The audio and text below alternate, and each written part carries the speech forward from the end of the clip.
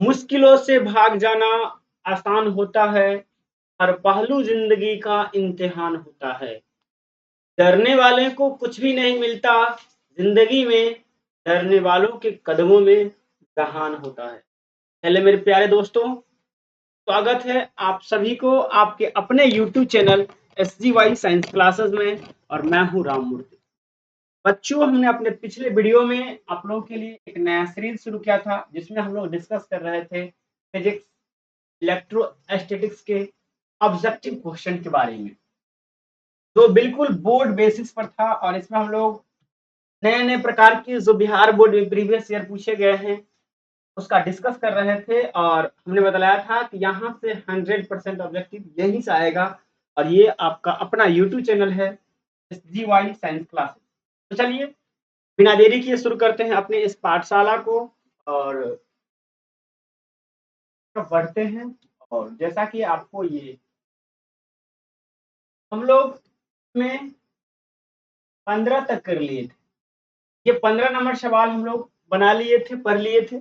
आज हम लोग चलेंगे, शुरू करेंगे 16 नंबर प्रश्न से और आप जवाब देंगे 16 नंबर प्रश्न का आंसर क्या होगा।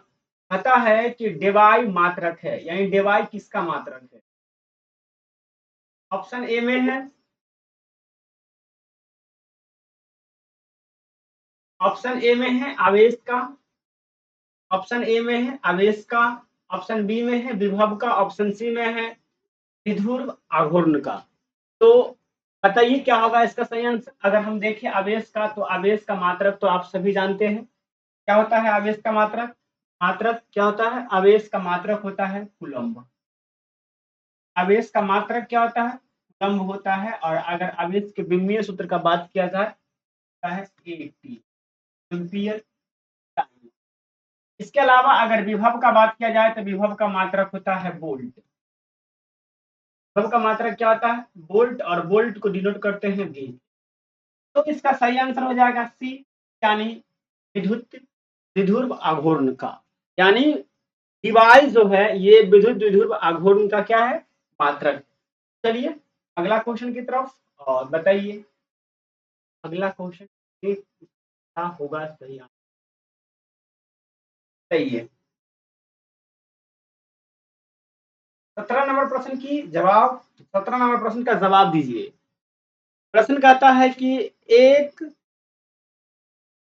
एक आवेशित चालक की सतह के किसी बिंदु पर विद्युतीय विद्युतीय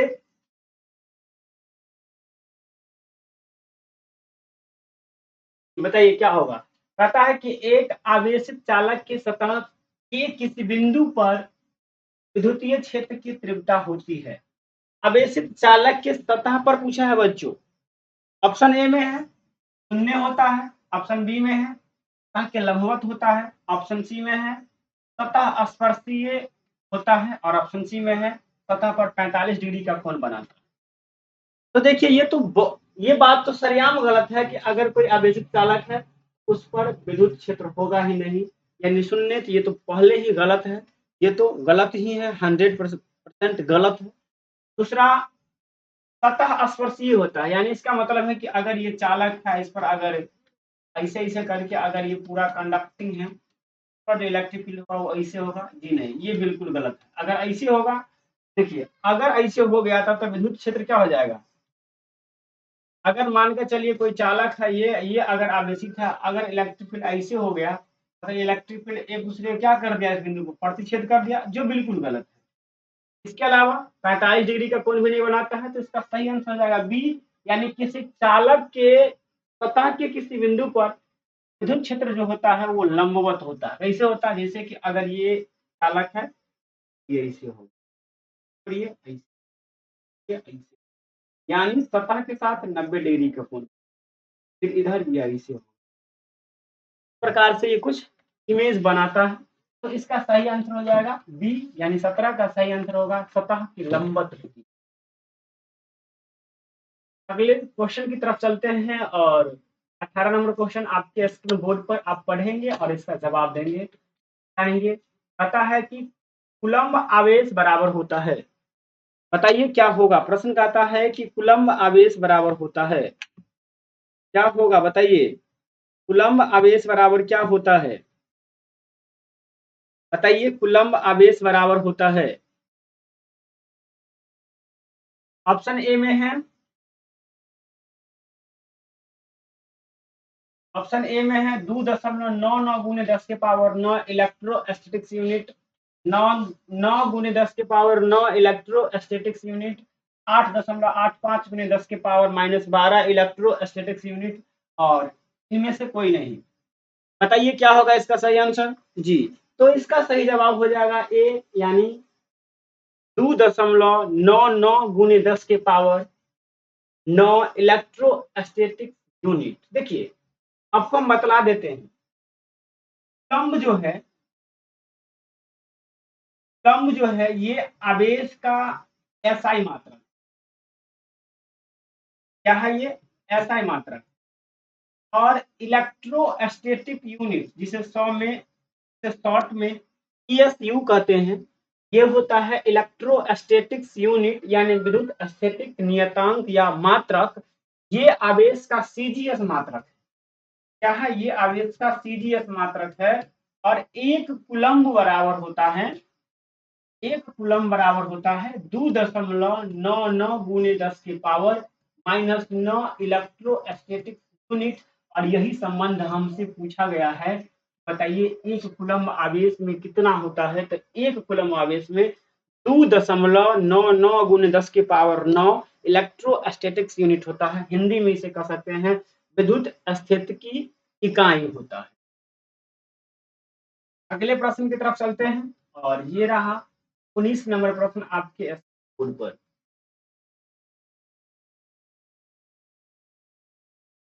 जी, जवाब दीजिए। कहता है कि किसी गोले पर यदि गोले पर आवेश 10 माइक्रो कूलम्ब है, यदि गोले पर आवेश 10 माइक्रो कूलम्ब है, तो उसकी सतह पर कुल विद्युत फ्लक्स कितना होगा?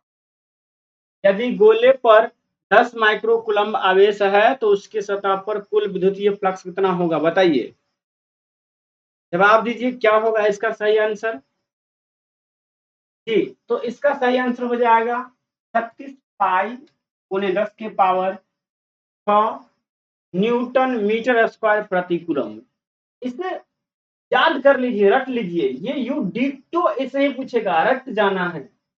तो याद कर लीजिए, ये बिल्कुल इसी प्रकार से पूछा जाएगा। इसमें ना तो कोई अंक चेंज कराएगा, ना कोई भाषा चेंज करेगा। और इसका सही आंसर हो जाएगा 36 पाई 10 की पावर 6 न्यूटन मीटर स्क्वायर प्रति कूलम्ब स्क्वायर। जी, अगला प्रश्न देखेंगे और बताएंगे क्या होगा इसका सही।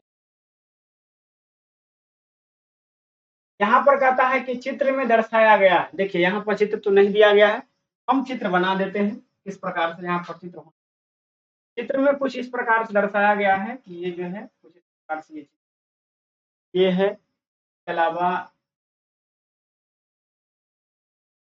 और इसके अलावा एक चित्र है। ये कहता है कि आवेश है और इसमें ऐसे का इलेक्ट्रिक, समझ रहे हैं बात को? फिर इधर से एक ये ऐसे है, बाद फिर ये ऐसे है, अब ये ऐसे, और ये इलेक्ट्रिक फील्ड ऐसे जा रहा है।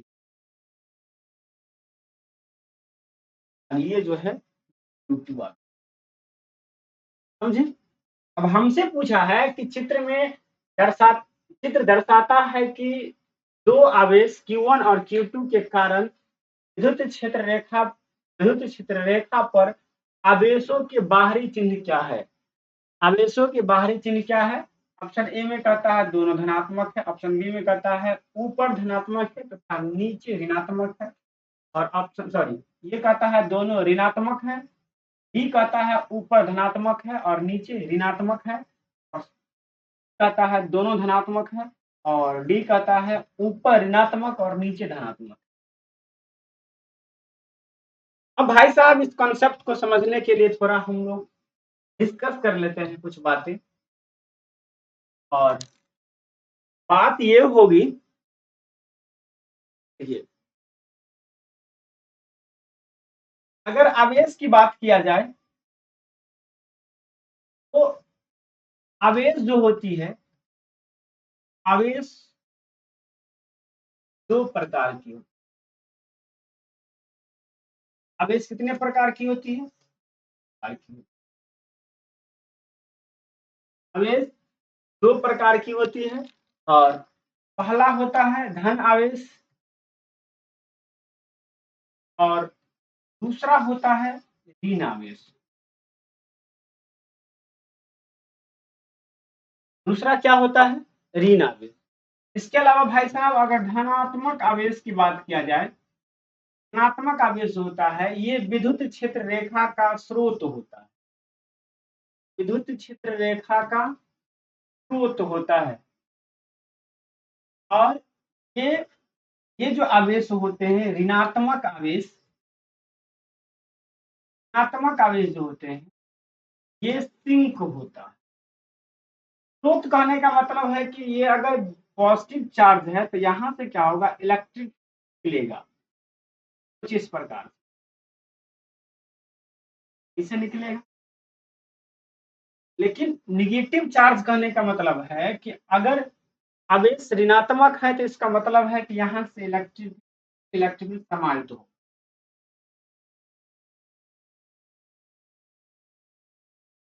अब आप फिगर को देखिएगा तो देखिए निगेटिव पॉजिटिव चार्ज में से क्या होता है, आगे इलेक्ट्रिक फील्ड निकलता है। क्या होता है? इलेक्ट्रिक फील्ड निकल रहा है ऐसे, क्या कर रहा है, ऐसे निकल रहा है, देख रहे हैं इलेक्ट्रिक फील्ड ऐसे। इलेक्ट्रिक फील्ड क्या कर रहा है, निकल रहा है, ऐसे निकल रहा है ऐसे, इसमें ऐसे समा रहा है, देखिए ऐसे इसमें समा रहा है, ऐसे करके ऐसे क्या ऐसे निकल रहा है ऐसे, देख रहे हैं। अब फिगर को देखिएगा तो फिगर में फिगर कैसे बना है, ऐसे करके है, फिर इसमें ऐसे है और ऐसे, फिर ये दूसरा फिगर ऐसे है, क्यों मस्त ऐसे है और ये ऐसे करके इलेक्ट्रिक फील्ड क्या कर रहा है, आप गौर से देखेंगे तो ये जो Q2 आवेश है इसमें इलेक्ट्रिक फील्ड समावेश हो रहा है, अंदर की तरफ जा रहा है। इसका मतलब ये क्या हो गया, ये ऋणात्मक हो गया। Q2 क्या हो गया, ऋणात्मक हो गया।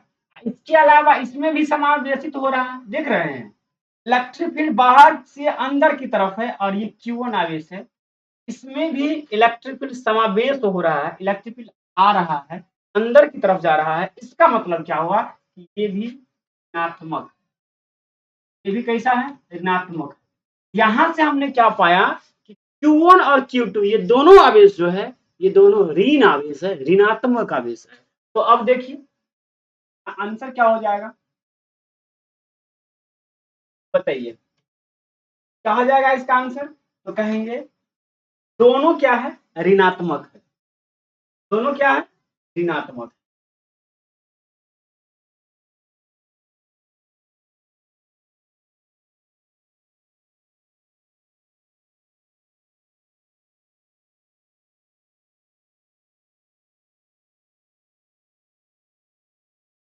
क्या हो जाएगा इसका सही आंसर, का सही आंसर क्या हो जाएगा, तो ए हो जाएगा ना। तो सही आंसर हो जाएगा ए, दोनों ऋणात्मक। आगे की तरफ चलते हैं और देखते हैं 23 नंबर क्वेश्चन।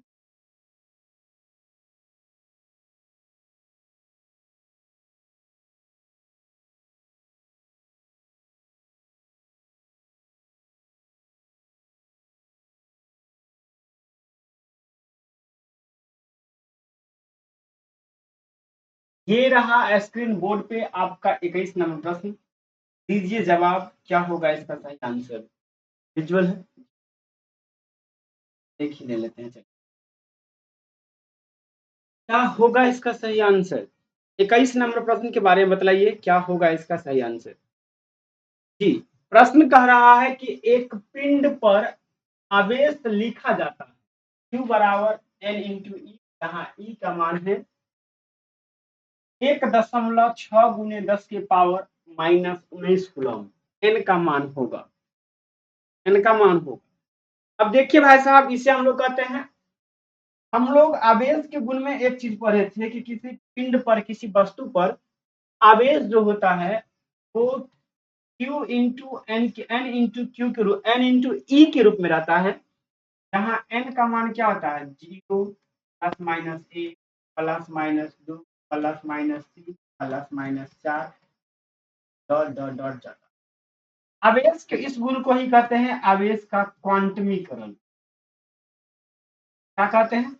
आवेश का क्वांटमीकरण कहते हैं।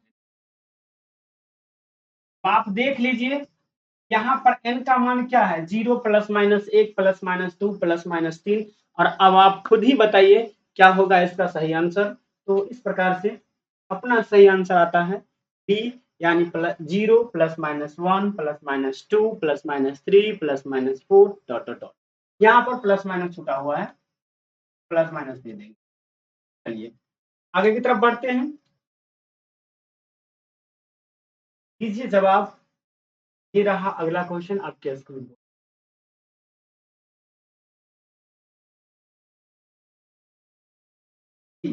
प्रश्न कह रहा है कि एक विद्युत क्षेत्र में, 22 नंबर प्रश्न को पढ़िए और जवाब दीजिए। प्रश्न कहता है कि एक विद्युत क्षेत्र में एक द्विध्रुव को एक्स अक्ष के समांतर रखा जाता है। एक्स अक्ष के समांतर रखा जाता है तो द्विध्रुव पर बल लगेगा। तो द्विध्रुव पर बल लगेगा, बल होगा, ऑप्शन ए में कहता है 0 होगा, ऑप्शन बी में कहता है एक्स अक्ष के अनुदिश होगा, ऑप्शन डी में कहता है एक्स अक्ष के एक्स अक्ष के लंबवत होगा, सी में कहता है एक्स अक्ष के अनुदिश होगा, और डी में कह रहा है इनमें से कोई नहीं। तो भाई साहब जैसे कि अगर ये इलेक्ट्रिक फील्ड है,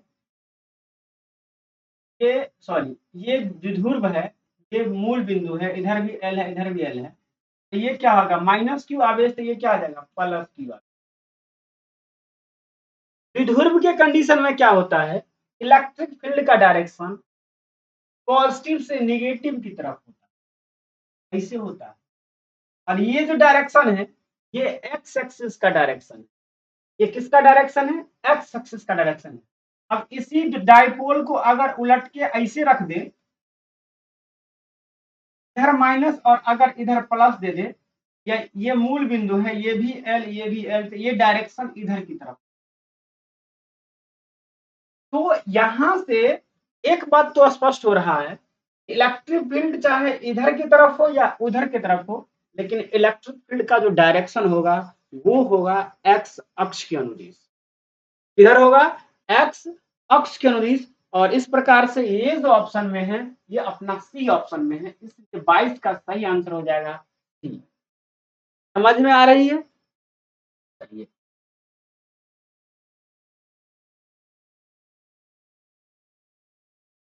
अगला प्रश्न देखते हैं।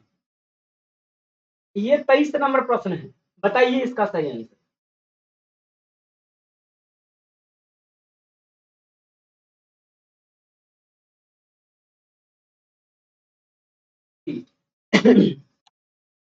बताइए क्या होगा 23 का सही आंसर।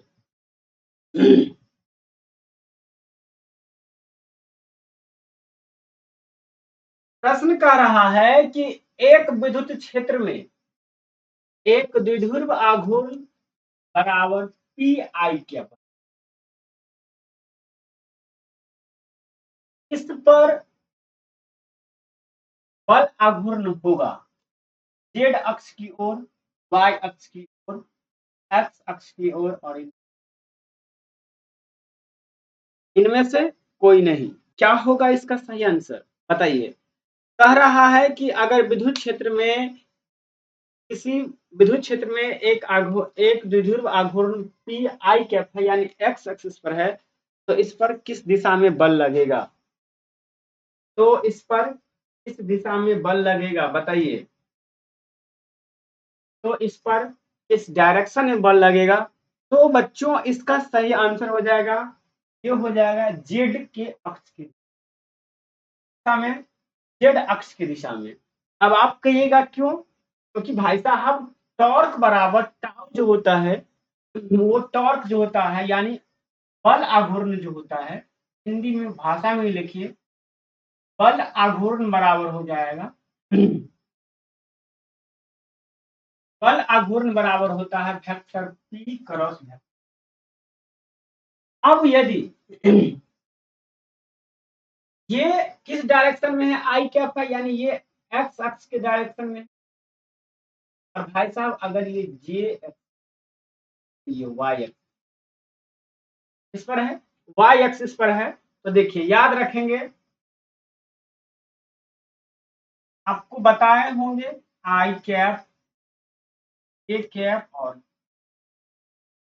एंटी क्लॉक वाइज जाते हैं तो ये पॉजिटिव देता है, और क्लॉक वाइज जाते हैं तो ये निगेटिव देता है। तो इधर से घूमेंगे तो ये निगेटिव देगा, और इधर से घूमेंगे तो ये पॉजिटिव देगा। आई से जे की तरफ घूम रहे हैं, यानी डायरेक्शन में जा रहे हैं पॉजिटिव डायरेक्शन में, और आई क्रॉस जे ये हो जाता है के कैप, यानी जेड एक्स, जेड अक्ष की दिशा में। ये वेक्टर का कॉन्सेप्ट है, और इस प्रकार से इसका सही आंसर हो जाएगा ए। चलिए अगले प्रश्न की ओर देखते हैं और दीजिए जवाब। प्रश्न को पढ़िए और जवाब दीजिए। कहता है कि x अक्ष पर x बराबर 0 पर q तथा x बराबर a पर 2q आवेश रखा है, तो इलेक्ट्रिक फील्ड E का मान होगा, E का मान 0 होगा। अब कह रहा है कि मान कर चलिए अपना ये x एक्सिस है और ये y एक्सिस, x का मान 0,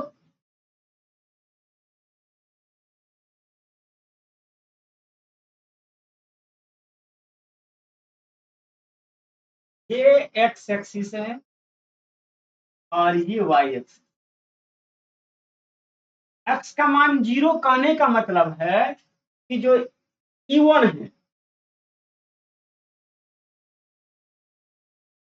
ये जो E1 है ये कहाँ रखा हुआ है, y अक्ष कहीं पर, ये y अक्ष पर कहीं पर रखा हुआ है, तब ना x का मान 0 होगा। तो मान लेते हैं कि यहाँ पर ये मूल्य बिंदु पर है, यहाँ पर ये q रखा हुआ, और यहाँ से a दूरी पर यहाँ पर 2। अब भाई साहब हमने आपको पिछले वीडियो में भी बतलाया था, इस प्रकार का सवाल आया था, तो बतलाया था कि अगर पॉजिटिव पॉजिटिव का पेयर, तो इस बीच में ही कहीं पर एक ऐसा पॉइंट आएगा जहां पर इलेक्ट्रिक फील्ड का मान 0 हो सकता है। यानी अगर यहाँ पर देखें तो x का मान 0 होगा, और यहाँ पर देखें तो x का मान a होगा। अब ये x का मान या तो 0 से बराबर होगा, बड़ा होगा, यानी x का मान या तो 0 से बड़ा होगा, और या x का मान a से छोटा होगा। यानी इसी बीच में कोई ऐसा पॉइंट मिलेगा, मान के चलिए पॉइंट है, जिसके लिए इलेक्ट्रिक फील्ड का मान 0 हो जाएगा। कहने का मतलब है कि का मान यहाँ पर 0 और यहाँ पर मैक्सिमम मान कितना आ जाएगा a, के बीच में कहीं पर एक ऐसा पॉइंट मिलेगा जहां पर इलेक्ट्रिक फील्ड का मान क्या जाएगा, 0 होगा, और ये ऑप्शन अपना मिल रहा है ए। अगले प्रश्न की तरफ चलते हैं और बताइए क्या होगा इसका सही आंसर। 25 नंबर का सही आंसर क्या होगा, कौन बताएंगे। प्रश्न कह रहा है कि x अक्ष के x बराबर 0 और q आवेश तथा x बराबर a पर 2q आवेश रखे हैं।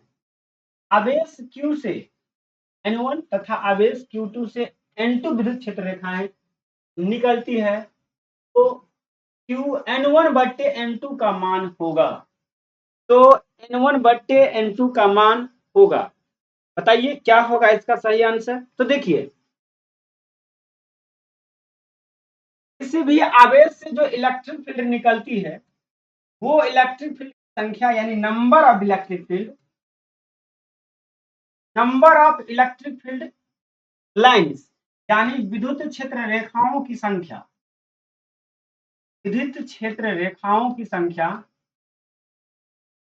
विद्युत क्षेत्र रेखाओं की संख्या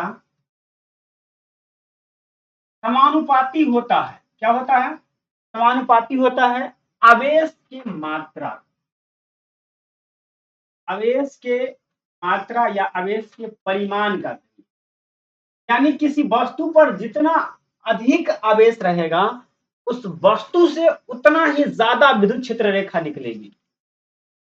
यहां पर एक बात तो स्पष्ट है भाई साहब की, यानी ये जो पहला आवेश जो है जो x बराबर 0 पर रखल है वो केवल q है। यहाँ पर क्या मान ले, q1 बराबर मान ले q, और अगर q2 बराबर मान ले q1 बराबर q और q2 बराबर मान ले 2q, तो एक बात तो स्पष्ट है कि q2 जो है वो q1 से क्या है, 2 गुना है। इसका मतलब है कि Q2 से जो चार्ज निकलेगा वो Q1 से 2 गुना होगा। यानी अगर N2 का मान 2 है तो N1 का मान कितना हो जाएगा, 1 हो जाएगा। तब ना ये N1 से N2 2 गुना हो जाएगा। समझ रहे बात को, यानी ये 2 गुना है तो ये 2 गुना ज्यादा चार्ज निकालेगा, ज्यादा निकालेगा। अगर यहां पर देखा जाए, सुनिए, यानी यहां से एक फॉर्मूला आता है, यहां से आप कह सकते हैं कि N2 बट्टे N1 बट्टे N2 बराबर क्या हो जाएगा, Q1 बट्टे Q2। और देखिए यहाँ पर Q1 का मान कितना है, Q, तो Q1 का मान हो गया Q और Q2 का मान कितना है 2Q। 2Q देखिए Q से Q कट गया तो कितना आ गया, 1 बट्टे 2। देखिए कौन सा ऑप्शन है, ऑप्शन हो गया सी। चलिए आगे की ओर देखते हैं। और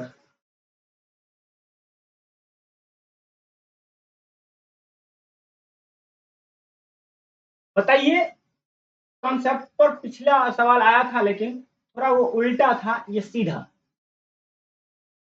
कहता है कि किस वस्तु पर आवेश का न्यूनतम मात्रा मात्रा कम नहीं हो सकती, किसी वस्तु पर आवेश की न्यूनतम मात्रा कम नहीं हो सकती। अब भाई साहब एक गौर करने वाली बात है कि किसी वस्तु पर जो आवेश रहता है वो Q बराबर, किसी वस्तु पर जो आवेश रहता है वो रहता है Q बराबर NE, Q बराबर NE, और N का मान आता है 0 plus minus 1 minus 2 plus minus.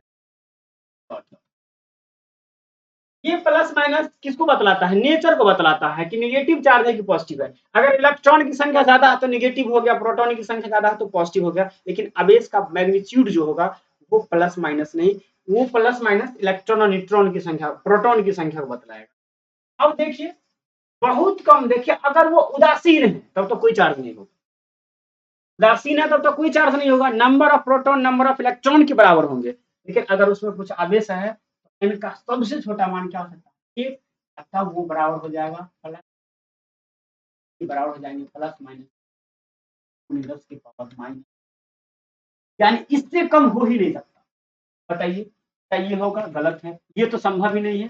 कारण क्यों नहीं संभव है, क्योंकि ये इसको भाग दीजिएगा इतना से तो 1.5 आएगा, इसलिए ये संभव नहीं, ये संभव नहीं है, संभव नहीं है।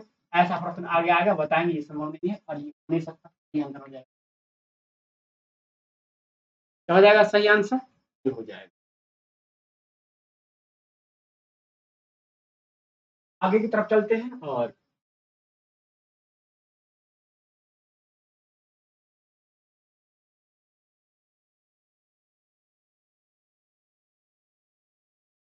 बताइए।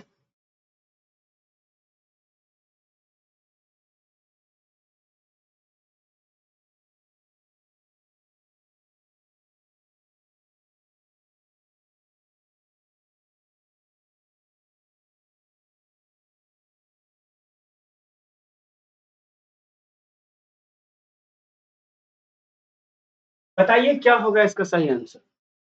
कहता है जब कोई वस्तु ऋण आवेशित होती है तो इसका द्रव्यमान ऑप्शन ए में है घटता है, बढ़ता है, वही रहता है, या इनमें से कोई नहीं। ऐसा ऐसा कॉन्सेप्ट मैंने पिछले वीडियो में भी बतलाया था और ये सवाल आ गया है तो मेरा काम है आपको बतलाना। चलिए हम आपको बतलाते हैं, ये कॉन्सेप्ट को थोड़ा सीखिए, कॉन्सेप्चुअल सवाल है। ये सब कंसेप्चुअल सवाल है, यहाँ से प्रश्न सब आते रहते हैं। हम यहाँ पर 3 वस्तु लेते हैं। एक वस्तु ये ए है, एक ये दूसरा वस्तु बी है और ये तीसरा वस्तु सी।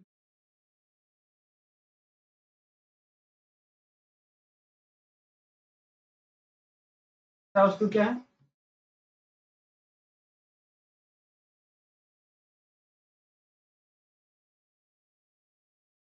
अब अगर इस पर कोई चार्ज नहीं है, नो चार्ज, अगर इस पर कोई चार्ज नहीं है, इसका मतलब है कि इसमें number of proton number of electron के बराबर है। अगर इस पर कोई चार्ज नहीं है, इसका मतलब है कि इसमें number of proton number of electron के बराबर। लेकिन अगर इसी वस्तु से, इसी पिंड से अगर एक इलेक्ट्रॉन को खींच ले, निकाल ले, तो इस पर चला आएगा पॉजिटिव चार्ज। पर कौन सा चार्ज चला आएगा? पॉजिटिव चार्ज, और ये हो जाएगा पॉजिटिवली ना आवेशित रूप से धनात्मक आवेश आएगा। और अब बताइए यहां से क्या निकाले? नंबर ऑफ इलेक्ट्रॉन निकाले, इलेक्ट्रॉन की संख्या को निकाले हैं। यहाँ पर जो नंबर ऑफ इलेक्ट्रॉन है वो कम होगा नंबर ऑफ प्रोटॉन। यहाँ पर क्या आ जाएगा? कहेंगे नंबर ऑफ प्रोटॉन ज्यादा होगा और नंबर ऑफ इलेक्ट्रॉन। और अब आप बताइए, इलेक्ट्रॉन का अपना कुछ तो मास है, इलेक्ट्रॉन का अपना कुछ तो द्रव्यमान है, और हमने इलेक्ट्रॉन को निकाला है। इसका मतलब हुआ कि इसका जो मैग्नीट्यूड है वो घटा है। देखिए, पॉजिटिव चार्ज बढ़ा है, इलेक्ट्रॉन की संख्या बढ़ा है, इसका मतलब इसका द्रव्यमान घटा। द्रव्यमान, अब हमने क्या किया, इस वस्तु को जो पहले से नो चार्ज केस में था, उदासीन था, इस वस्तु को हमने निगेटिव चार्ज करने के लिए एक एक्स्ट्रा इलेक्ट्रॉन। अब ये पिंड, अब ये वस्तु निगेटिव चार्ज हो गया। इसमें क्या हुआ, नंबर ऑफ प्रोटॉन जो है वो कम हो गया और नंबर ऑफ इलेक्ट्रॉन जो है वो बढ़ गया। और चूंकि हमने एक्स्ट्रा इलेक्ट्रॉन को डाला है उसमें, इसका मतलब है पिंड का जो द्रव्यमान है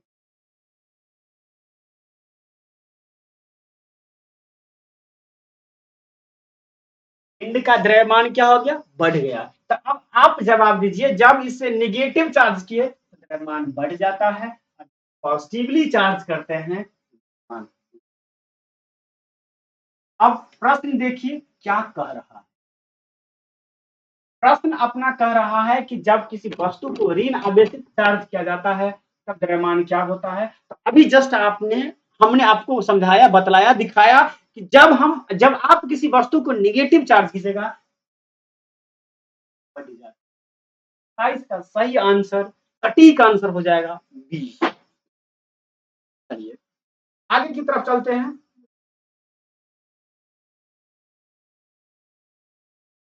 और चलिए देखते हैं जी।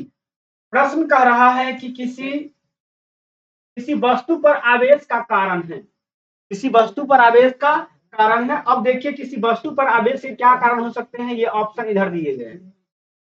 किसी वस्तु पर आवेश के कारण है, इसका ऑप्शन इधर दिए गए होंगे। किसी वस्तु पर आवेश के कारण है, ऑप्शन ए में है न्यूट्रॉन का स्थानांतरण। तो भाई साहब न्यूट्रॉन पर तो कोई आवेश नहीं होता है, तो ये आवेश का कारण क्या हो गया? ये तो बिल्कुल गलत है। आगे है प्रोटॉन का स्थानांतरण, इलेक्ट्रॉन का स्थानांतरण, या प्रोटॉन एवं न्यूट्रॉन दोनों का स्थानांतरण। जवाब दीजिए क्या होगा इसका सही आंसर। 28 नंबर प्रश्न का सही आंसर क्या हो जाएगा? जवाब दीजिए जी। देखिए, अभी हमने आपको पिंड को यानी वस्तु को हमने आवेशित करके दिखलाया था, और हमने बतलाया था कि आप किसी वस्तु को पॉजिटिवली या निगेटिव रूप से चार्ज करने के लिए आप क्या करते हैं, अगर आपको उस पिंड को निगेटिव आवेश देना है तो एक्स्ट्रा इलेक्ट्रॉन दीजिए, और अगर आप उस वस्तु को पॉजिटिवली चार्ज करना चाहते हैं तो आप उसमें से इलेक्ट्रॉन को निकालिए, यानी दोनों केस में स्थानांतरण किसका हो रहा है? इलेक्ट्रॉन का। पॉजिटिव चार्ज कर रहे हैं तो इलेक्ट्रॉन को निकाल रहे हैं, और निगेटिव चार्ज कर रहे तो इलेक्ट्रॉन को डाल रहे हैं। इसका मतलब है कि किसी ही पिंड को आवेशित करने के लिए किसका स्थानांतरण होता है? तो इलेक्ट्रॉन का स्थानांतरण, यानी 28 का सही आंसर हो जाएगा सी। सॉरी, ये उसका आंसर क्वेश्चन जो था ऊपर था ना। चलिए अगला प्रश्न है, जवाब दीजिए, बताइए क्या होगा इसका सही। कहता है कि विद्युतीय क्षेत्र का विमीय सूत्र होता है। विद्युतीय क्षेत्र का विमीय सूत्र होता है। विद्युतीय क्षेत्र का विमीय सूत्र होता है जी। सही आंसर हो जाएगा इसका ए। आपका काम है बताना कि ये ए कैसे आया। आप हमें कमेंट बॉक्स में बतलाएंगे कि ये आया कैसे। वैसे हम जब आपको हम एक क्लास लेंगे, थ्योरी का क्लास, तो वहां आपको हम ड्राइव करके बतलाएंगे कि ये आया कहां से।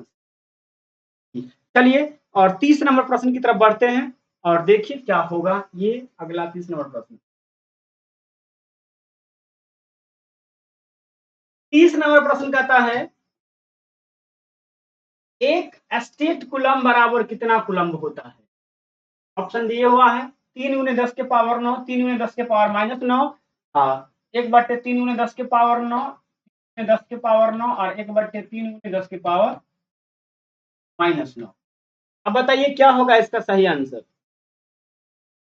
जी देखिए, एक कूलम बराबर, हमने अभी जस्ट पढ़ा था, एक कूलम बराबर होता है, एक कूलम बराबर हमने पढ़ा था 2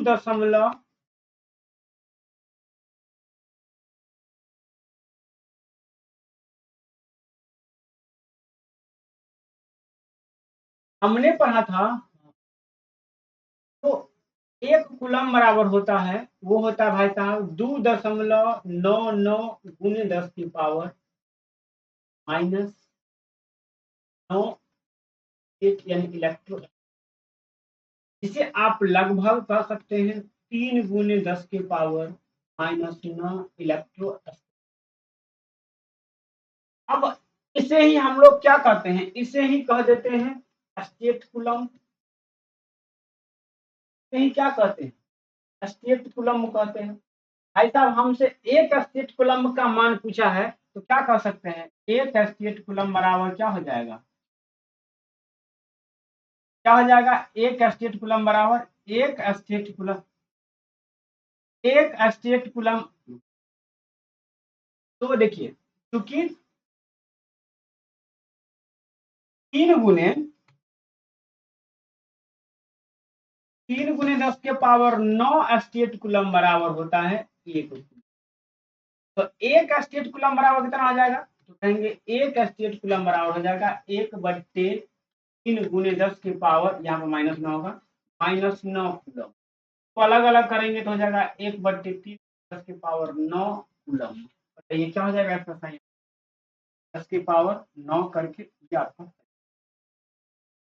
चलिए आगे की तरफ बढ़ते हैं और ये है आपका